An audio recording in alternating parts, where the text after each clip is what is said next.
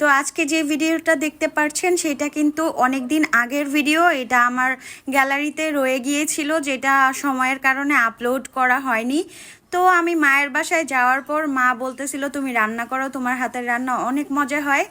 মানুষ মায়ের বাসায় যাওয়ার পর রেস্ট নেয়, কিন্তু আমি আমার নিজের বাসা থেকে মায়ের বাসায় যাওয়ার পর ওইখানেও আমার রান্না বান্না করতে হয়, কারণ তারা আমার হাতের রান্নাটা অনেক পছন্দ করে।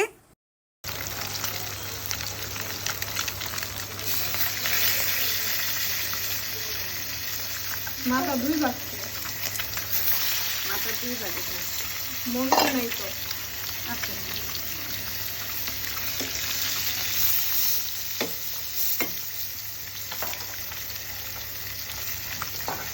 রান্না বান্না বলতে আমার মা পাশে বসে থেকে সব কাটাকাটি ধোয়াধুয়ি সব কিছু করে দেয়, আমি জাস্ট রান্নাটা করি।